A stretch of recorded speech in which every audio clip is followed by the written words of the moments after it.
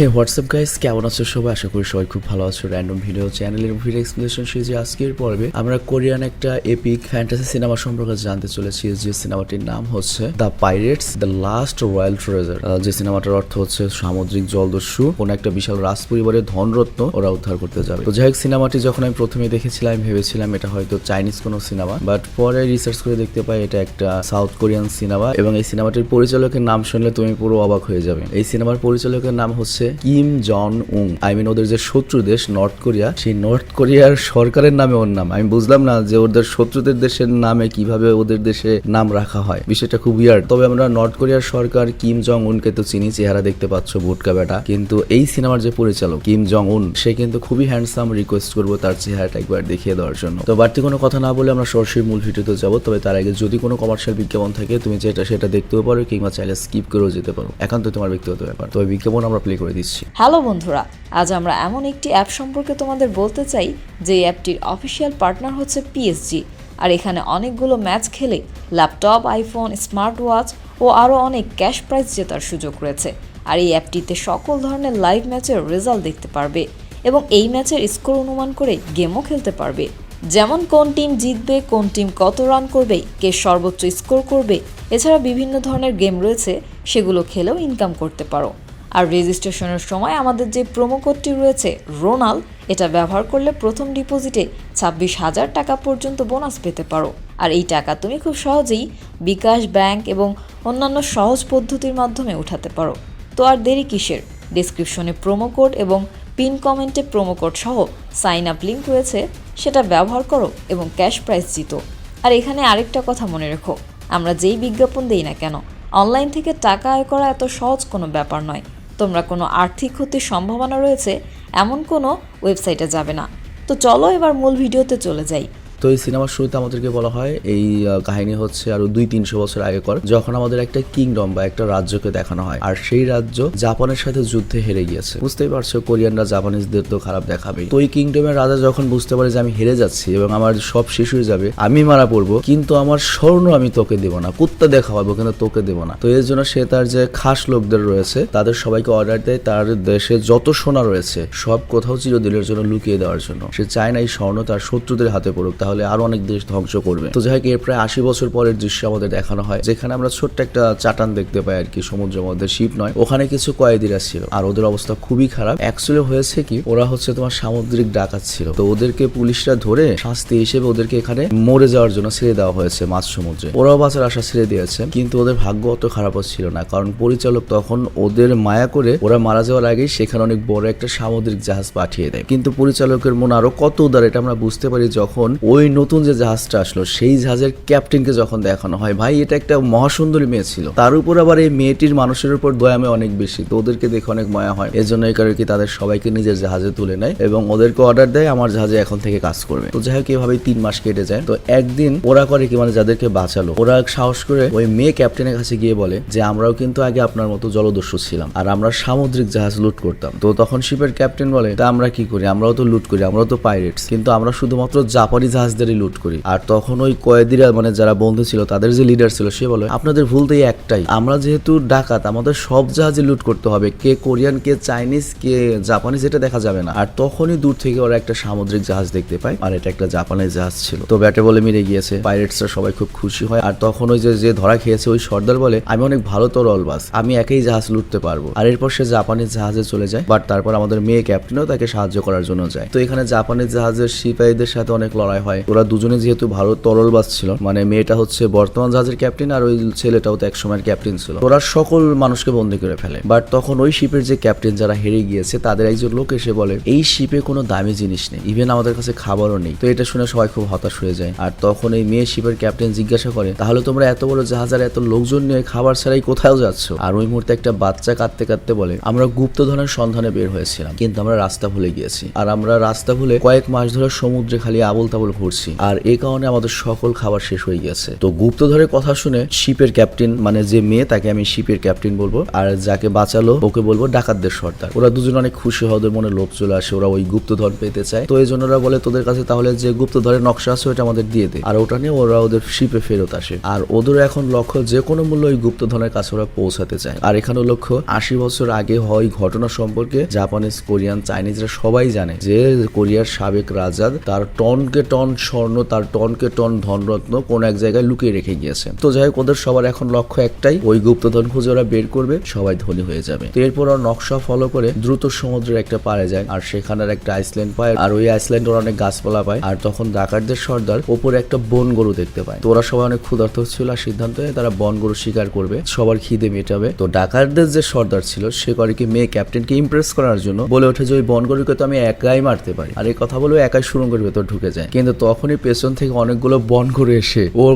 পেছন দিয়ে শিং ভরে ওকে তুলে নিয়ে যায় এবং পাহাড় থেকে ফেলে দেয়। আর তারপর বাকি সব ডাকাতরা ভাবে যে ওই হারামজাদা মরে গিয়েছে। বাট না, নায়িকা তো তাড়াতাড়ি মরবে না। তো ওর ভাগ্য ভালো ছিল, গাছের সাথে ঝুলে পড়ে এবং সেখানেও একটা হাতির দাঁত পায়, আর ওটার সাহায্যে ও ধরে আবার উপরে চলে আসে। তো হাতির দাঁত নিয়ে যে এসেছিল সেটার মধ্যে শিপের ক্যাপ্টেন, আই মিন ওই মেয়ে, বেশ কিছু নকশা দেখতে পায় এবং বুঝতে পারে তার মানে পরবর্তী রাস্তার নকশা এই হাতির দাঁতের মধ্যে রয়েছে এবং এই গুপ্তধন পর্যন্ত পৌঁছতে হলে একটা নির্দিষ্ট প্যাটার্নে যেতে হবে। তো এরপর সে বলে, আমি যেহেতু শিপের ক্যাপ্টেন, তো আমি সিদ্ধান্ত নিয়েছি ওই ধনরত্ন খুঁজে আমি বের করব। যারা আমার সাথে ধনরত্ন খুঁজতে চাও তারা আমার পেছনে চলে আসো। কিন্তু ডাকাত সর্দারও যেহেতু নকশার মোটামুটি একটা সন্ধান পেয়ে গিয়েছে, ও তখন নিজের মতো করে করতে যাচ্ছিল এবং সে তার লোকদেরকে বলে সবাই আমার সাথে চলো, বাট কেউ ওর পেছনে যায় না। এর কারণটা হচ্ছে শিপের ক্যাপ্টেনের কাছে, মেয়ের কাছে তো জাহাজ রয়েছে, তো এই জন্য সবাই ওখান থেকে বেরিয়ে পড়ে, আর ওই ডাকাত সর্দার একা এখানে থেকে যায়। তবে তারপরে ওই মেয়ে ক্যাপ্টেনের একটু দয়া মায়া বেশি, বুঝইতো। ও করে কি, জাহাজে ফিরে গিয়ে ওই সর্দারের জন্য আসার অপেক্ষা করতে থাকে যে ও আসবে, কিন্তু রাত হলেও আর ফিরে আসে না। আর তখন শিপের ক্যাপ্টেনের কাছে তার একটা লোক এসে বলে ওই হাতির দাঁত তো চুরি হয়ে গিয়েছে। তো এতে সে রেগে যায় এবং বুঝতে পারে ওই ডাকাত সর্দার রাত্রে সে তাহলে চুরি করে নিয়ে গিয়েছে। তো আবার আইসল্যান্ডে ফিরে যায়, ডাকাত সর্দারকে খুঁজে বের করে, ওকে পিটায় এবং বলে ওই হাতির দাঁত আমাকে ফেরত দে। কিন্তু ওই ডাকাত সর্দার বলে আমার কাছে তো হাতির দাঁত নেই, আমি তো তোমাদের শিপেই যাইনি। আসলে ডাকাত সর্দার সত্যি কথাই বলছে। অ্যাকচুয়ালি হয়েছে কি, ওদেরই একজন সাথী ওই হাতির দাঁতটা চুরি করেছে এবং সে শহরে গিয়ে ওই হাতির দাঁতটা অনেক দামে বিক্রি করে দিতে চায়। সবাই ওর পিছু করতে করতে শহরে পৌঁছে যায় এবং ও যখন লেনা দেনা শেষই করে ফেলবে, হাতির দাঁত বিক্রি করে দেবে, তখনই ওরা সেখানে গিয়ে পৌঁছায় এবং হাতির দাঁতটা উদ্ধার করে ওকে পিটিয়ে আর ওকে ধরে নিয়ে আসে। আবার অন্যদিকে আমাদের জাপানের রাজাকে দেখানো হয়, আর তার জেনারেল তাকে বলে আমি জানি ওই গুপ্তধন কোথায় রয়েছে। সেই গুপ্তধন আজ থেকে 80 বছর পূর্বে সমুদ্রের কোথাও লুকানো হয়েছিল। তো রাজা তখন জেনারেলকে জিজ্ঞাসা করে তুমি এটা কিভাবে জানলে? সে বলে যে লোকটি গুপ্তধন লুকিয়েছিল তার একটা বংশধরের কাছ থেকে আমি এটা শুনেছিলাম, যদিও আমি পুরোপুরি নিশ্চিত না, এটা একটা গুজবের মতো, তবে তারপর আমরা চেষ্টা করে দেখতে পারি যদি আপনি অনুমতি দেন, কারণ বুঝতে পারছো জেনারেল তো মাতব্বরি করে কিছু করতে পারবে না। তো রাজারও তখন লোভ জাগে, সে ওই গুপ্তধনটা পেতে চায়, মানে তার পূর্বপুরুষরা যেটা পায়নি সে এটা করতে চায়। আর এই কারণে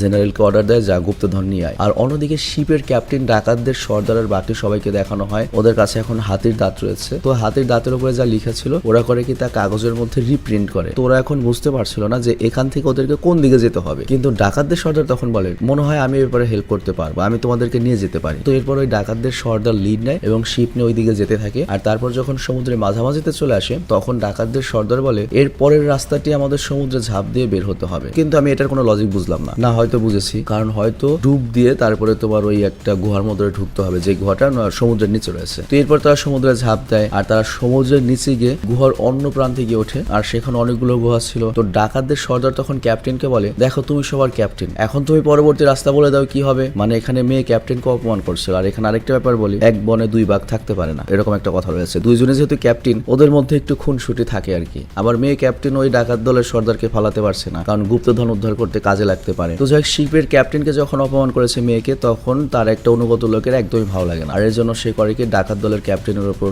আক্রমণ করে। আর ডাকাতের সর্দারও তো অনেক ভালো ফাইটার, ও করে কি ওকে তুলে পাথরের দিকে ছুঁড়ে মারে। আর এতে ওই পাথরের জায়গাটা ভেঙে যায় এবং দেখা যায় এটা কোনো পাথরের গুহা নয়, এখান থেকে এই রাস্তা দিয়ে ঢুকতে হবে। তো এরপর তারা সবাই মশাল নিয়ে সেদিকে এগিয়ে যায়, আর ওখানে গিয়ে ওরা অনেক রূপা চাঁদি পায়। আর এ তো সবাই অনেক খুশি। বা ডাকাতদের সর্দার বলে আমরা যে গল্প শুনেছি সেই গল্প অনুযায়ী সেখানে অনেক সোনার থাকার কথা, এখানে রূপা থাকার কথা না, এটা মেন গুপ্তধন নয়, এগুলো আমাদেরকে ধোকা দেওয়ার জন্য রাখা হয়েছে যাতে আমরা এগুলোকে গুপ্তধন ভেবে এখান থেকে চলে যাই। আর তখনই তারা সেখানে একটা পতাকা দেখতে পায় যেখানে ড্রাগনের চিহ্ন আঁকানো ছিল। তো ডাকাত সর্দার ওই পতাকাটা মন দিয়ে দেখতে থাকে এবং বুঝতে পারে এটা কোনো ড্রাগন নয়, এর মধ্যে গুপ্তভাবে একটা পাজল রয়েছে যেটা একটা রাস্তা। কিন্তু তখনই হঠাৎ করে গুহা কেঁপে ওঠে। আসলে বাইরের রাজার জেনারেল এখানে চলে এসেছে, আর সেই জায়গার ব্যাপারে আগে থেকে গুজব শুনেছিল। আর এরপর ওরা মুখোমুখি হয়ে যায়। তো ডাকাতদের সর্দারকে দেখেই তো জেনারেল রেগে বেগুনে আগুন হয়ে যায়, কারণ এই ব্যক্তি মূলত সর্দারকে মারার জন্য সমুদ্রে ফেলে গিয়েছিল। ও যে বেঁচে রয়েছে এটা দেখে রেগে যায়, মানে ভয়ানক শত্রুরা। তো এখানে ভয়ানক একটা ফাইট হয় এবং ফাইটের মাঝে রূপায় ভরা একটা বাক্স দড়ি দিয়ে বেঁধে ডাকাতের সর্দারের কোমরে বেঁধে দিয়ে পানিতে ফেলে দেয় ওই জেনারেল, যার ফলে ও পানিতে তলিয়ে যেতে থাকে। বাট তখন আমাদের শিপের ক্যাপ্টেন, সুন্দরী ক্যাপ্টেন, সে ওকে বাঁচানোর জন্য চলে আসে এবং ওর দড়ি খুলে ফেলে, কিন্তু তখন ও নিজে ডুবে যেতে থাকে, মানে ওর দম শেষ। কিন্তু দুজনেই মারা যাওয়ার আগে অনেক বড় একটা তিমি মাছ ওদেরকে গিলে ফেলে, মানে পরিচালক এখানে তিমি মাছ পাঠিয়ে দিয়েছে ওদেরকে বাঁচানোর জন্য। এবং এরপর তিমি মাছ করে কি ওদের ওপরে নিয়ে আসে, মানে তিমি মাছ পানি নেওয়ার পরে উপরে পানি পিচকারি করে পাঠিয়ে দেয় না, ওই পিচকারি করে পানি দিয়ে এমন সিস্টেম করে যে ওরা একবারে শিপে এসে পড়ে। সিরিয়াসলি পরিচালক নায়ক নায়িকাদের তাই এত সুবিধা দিতে হয় ভাই। তো যাই হোক, অন্যদিকে আমাদের জেনারেলকে দেখানো হয় সে ওই পতাকাটি পানিতে ভাসতে দেখে যে এখানে ড্রাগনের ছবি আঁকানো ছিল। তো ওটা দেখে ওর সন্দেহ হয় এবং ভালো করে লক্ষ্য করলে বুঝতে পারে এখানেই পরবর্তী রাস্তার চিহ্ন রয়েছে। আবার ওইদিকে ডাকাতদের সর্দার আর ক্যাপ্টেনের কাছে নকশা না থাকার কারণে ওরা তো টেনশনে পড়ে যায়, মন খারাপ হয়ে যায়। আর এখানে আমরা এখন ওই লোকটিকে দেখতে পাই যে হাতির দাঁত চুরি করে রেখেছিল, ওকে বন্দি করে রেখেছে। তো ওই লোকটি বলে, তোমরা যে ড্রাগনের কথা বলছো, যে রাস্তার কথা বলছো, আমি মনে হয় রাস্তা চিনি, ওই পর্যন্ত আমি তোমাদেরকে নিয়ে যেতে পারবো, বাট ওই জায়গাটা অনেক বিপজ্জনক, ওইখানে সবসময় বিদ্যুৎ চমকাতে থাকে। তোমরা যদি সেখানে যেতে চাও খুব কঠিন একটা আবহাওয়াতে যেতে হবে। আর আমি ছোটবেলা থেকেই জাহাজে থাকি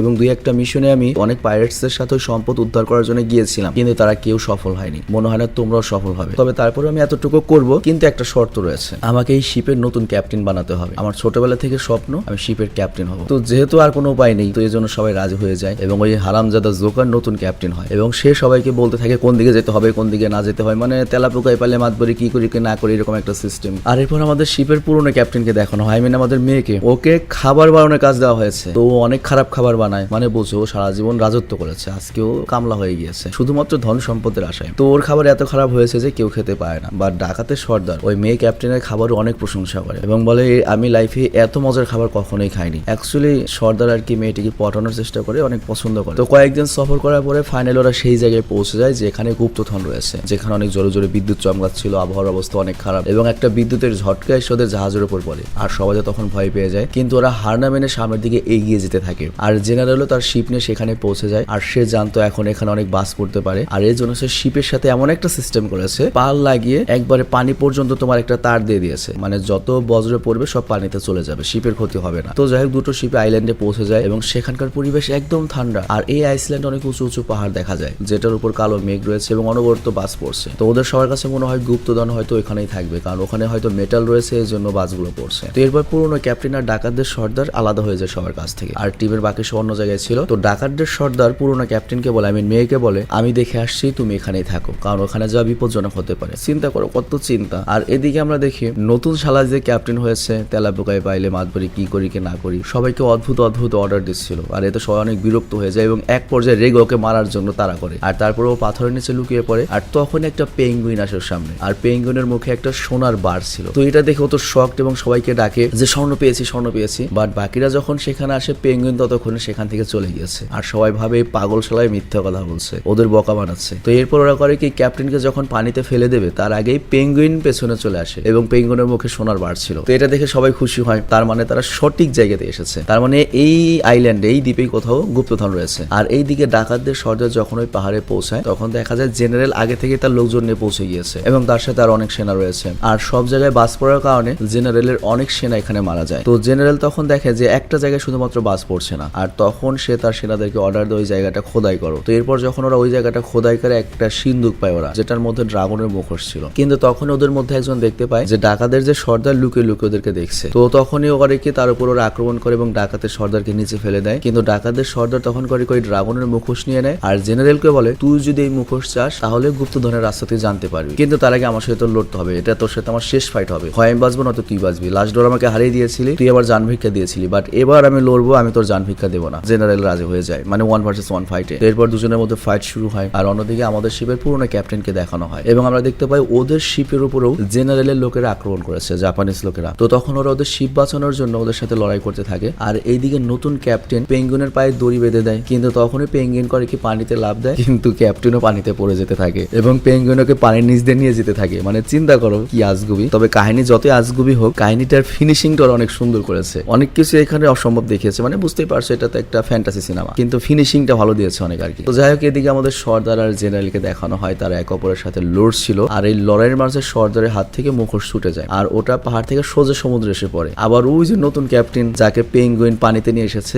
ওর সামনে গিয়ে মুখোশটা পড়ে। তো ও যখন মুখোশটা হাতে নেয় তখন মন দিয়ে যখন দেখে ও দেখতে পায় ও ওই রকম একটা গুহার সামনেই দাঁড়িয়ে রয়েছে আর বুঝতে পারে যে এইটার মধ্যেই গুপ্তধন। আর ওইদিকে আমরা দেখি সর্দার আর জেনারেল একে অপরকে মারতে চায়, কিন্তু ওখানে সর্দারের উপর বাস পড়ার আগেই সর্দার করে কি তরল ওপর দিকে ছুড়ে মারে। আর এর ফলে যেটা হয় ওই তরলের উপর বাস পড়ে এবং ওই তরলটা ছিটকে গিয়ে জেনারেলের শরীরে ঢোকে এবং জেনারেল মারা যায়। ভাই সিরিয়াসলি আমি আমার লাইফে এত ভালো একটা পরিচালক দেখি নাই যে তার নায়ক নায়িকাকে বাঁচানোর জন্য এত বেশি মিরাকেল ঘটনা ঘটাবে। তুমি একবার হিসাব করে দেখো পরিচালক কত সহযোগিতা করেছে নায়ক নায়িকাকে, বিশেষ করে আমাদের এই নায়ককে, কিন্তু লাস্টে পরিচালক শালা সহযোগিতা করবে না, এমন একটা খারাপ কাজ করবে পরিচালক, দেখো তোমার মাইন্ডে লাগবে। আর এইদিকে আমরা দেখি নতুন ক্যাপ্টেন গুহার ভেতরে ঢোকে আর সেখানে সে ওই জাহাজটা পেয়ে যায় যেটার মধ্যে গুপ্তধন রয়েছে, যেটা বহু বছর আগে থেকে মানে 80 বছর আগে থেকে লুকিয়ে রাখা। তো ও করে কই জাহাজ নিয়ে বেরিয়ে আসে। বাট একটা প্রশ্ন, এত বড় একটা জাহাজ নয় একা কিভাবে বেরিয়ে আসলো? 80 বছরের পুরনো জাহাজ, তার উপর অবশ্যই ড্যামেজ হয়েছে, কিন্তু বুঝতে হবে এটা ফ্যান্টাসি সিনেমা। তো যাই হোক, ও যখন বেরিয়ে আসে ওর সকল সাথীরা গুপ্তধনে ভরা জাহাজ দেখে অনেক খুশি হয়ে যায়। আর তাছাড়া ওদের জাহাজ তো পুরোপুরি ধ্বংস হয়ে গিয়েছে। এরপর সবাই ওই গুপ্তধনের জাহাজে উঠে পড়ে। তো সর্দার, পুরনো ক্যাপ্টেন, বাকি সবাই গুপ্তধন পেয়ে গিয়েছে, তারা সবাই অনেক ধনী হয়ে যাবে। এবং এখানে আমরা দেখতে পাই ডাকাতদের সর্দার আর শিপের ক্যাপ্টেন একে অপরের দিকে তাকিয়ে রয়েছে আর এই বিশাল জার্নিতে তারা একে অপরকে ভালোবেসে ফেলেছে। কিন্তু শালার পরিচালক এইখানে কোনো হেল্প করে না ভাই। পরিচালক ওদেরকে মিলিয়ে দেয় না, মানে ওদের ভালোবাসা মনে মনেই থাকে এবং ওদের জাহাজ বাড়ির দিকে যেতে থাকে। মানে পরিচালক তুই নায়ক নায়িকার জন্য এত কিছু করলি, কিন্তু লাস্টে ওদের মিলাই দিলি না কেন? সিরিয়াসলি পরিচালক নর্থ কোরিয়ার যে তোমার স্বৈরশাসক কিম জং উন, ওর মতো একটা পরিচালক, ওর যা মনে হয়েছে ও সিনেমাতে তাই করেছে, কিন্তু ফিনিশিংটা ভালো করে নাই। তো আমি আজকের মতো বিদায় নেবো। আমি জানি না সিনেমা তোমাদের কাছে কেমন লেগেছে, তবে মাঝে মাঝে এরকম ফ্যান্টাসি সিনেমা দেখতে আমার বেশ ভালো লাগে। তো আমি আজকের মতো বিদায় নিচ্ছি, ভালো থেকো, সুস্থ থেকো। আর র্যান্ডম স্টোরে আমাদের যে ক্যাম্পেইনটা চলছে সেটার ভিডিওটা আমি লাস্টে প্লে করে দিচ্ছি। একটা গুড নিউজ রয়েছে, সেটা হচ্ছে আমাদের একটা ক্লোথিং স্টোর রয়েছে, তোমরা সবাই সেটা জানো। আর আমাদের ক্লোথিং স্টোরটা একটু ডিফারেন্ট। এর কারণটা হচ্ছে তুমি তোমার ইচ্ছা মতো তোমার টি শার্টটি ডিজাইন করে নিতে পারো। মনে করো গুগল থেকে যে কোনো একটা গ্রাফিক্স তুমি ডাউনলোড করে দিলে, বা সামনে কোন গ্রাফিক্স থাকবে, পেছনে কোন গ্রাফিক্স থাকবে, বা তুমি তোমার বন্ধু বা বান্ধবীকে তার স্পেশাল ডেতে স্পেশাল একটা টি শার্ট গিফট করতে চাও, তাহলে আমাদের ওখান থেকে তুমি অর্ডার করতে পারো। আর র্যান্ডম স্টোরকে আরো এক ধাপ এগিয়ে নেওয়ার জন্য র্যান্ডমের কো ওনার নাফিসের সাথে মিলে আমরা একটা ক্যাম্পেইন লঞ্চ করেছি, যেখানে তোমরা যদি আমাদের স্টোর থেকে টি শার্ট কেনো তাহলে তোমাকে একটা কুপন দেওয়া হবে। আর সেই কুপনের এক পার্ট থাকবে আমাদের কাছে, এক পার্ট থাকবে তোমাদের কাছে। এবং এই ক্যাম্পেইনটা চলবে হচ্ছে 3 মাস পর্যন্ত। এবং এই 3 মাস পরে আমরা সেই কুপনগুলো নিয়ে লাইভে এসে লটারি করব। আর ওই লটারির মাধ্যমে আমরা অনেক ধরনের পুরস্কার দিতে চলেছি, যেমন এর মধ্যে রয়েছে একটা জিক্সার মোটরসাইকেল, একটা আইফোন, এছাড়াও নগদ 20,000 টাকাও পুরস্কার থাকবে, তার সাথে আরো ছোট বড় অনেক পুরস্কার থাকবে। তো আমি আশা করছি তোমরা সবাই এই ক্যাম্পেইনে অংশগ্রহণ করবে, অন্তত একটা টি শার্ট কিনে হলো, এবং আমাদের এই ক্যাম্পেইনটা সফল করতে সহায়তা করবে। আর আরো বিস্তারিত জানতে তুমি আমাদের পেজে চলে যাও, পেজের লিঙ্কটা আমি দিয়ে দিয়েছি ডিসক্রিপশনে, র্যান্ডম স্টোরের লিঙ্কটা। এবং ওখানে আমাদের র্যান্ডম স্টোরের যে কো ওনার, সে ভিডিওর মাধ্যমে সবকিছু তোমাকে বুঝিয়ে বলবে। তো রিকোয়েস্ট থাকলো তোমরা একবার র্যান্ডম স্টোরে যাও এবং সেখান থেকে পুরো প্রসেসটা জেনে নাও এবং অবশ্যই এই ক্যাম্পেইনটা সফল করো। তো আমি বিদায় নিচ্ছি, ভালো থেকে সুস্থ থেকো, টেক কেয়ার, বাই বাই।